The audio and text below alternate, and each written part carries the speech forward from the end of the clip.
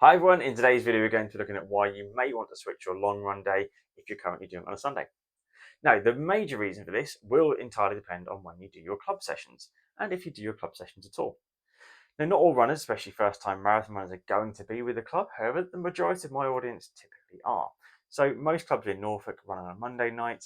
So if you're doing a Sunday morning to a Monday night turnaround, you've only got around about 32 hours or so turnaround between those two sessions, which is not enough to recover properly and to really perform well on the Monday, especially if, as most clubs do, people run a little bit too quick and are really pushing their paces on a fair bit. You're going to suffer or you're going to really increase your risk of injury, neither of which you want to do. If we then do it on a Saturday instead, you've then got around a 56-hour turnaround, which is much, much better. And ultimately, it's not a bad idea having those extra few hours of recovery for the biggest two sessions of your week. If you're a runner who runs on a Tuesday, you don't run on Monday, or if your club meets on a Tuesday, then absolutely fine, go for the Sundays, no problem. The other thing you may want to consider though is not just when your club meets, but also your social activities over the weekend. If you're someone who likes to get out, have a few drinks, have meals with friends, then a Saturday is a really good time to do it in the morning to do your long run, that is, so that when you go out on a Saturday night, presuming it's a Saturday night you do go out, then you can have some downtime without having to think, what's my stomach going to be like after this meal? Am I going to be hungover in the morning?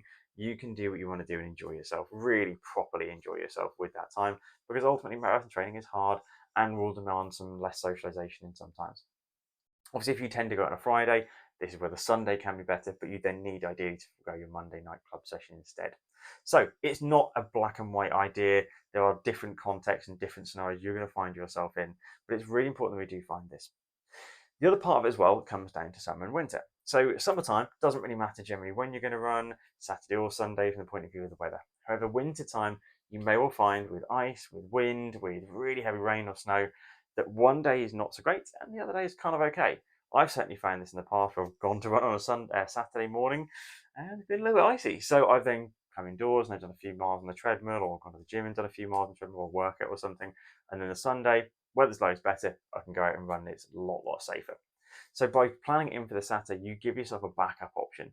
The same happens if you have a really busy family life. If children might be unwell, that you need to kind of go, actually, I can't go out for a run now. We need to run to the hospital, or just take care of ill children. Then having it planned for the Saturday gives you a backup option you can then do. You can swap the easy run round if you're doing a recovery run on the Sunday after the Saturday, and vice versa. You've got loads of options essentially.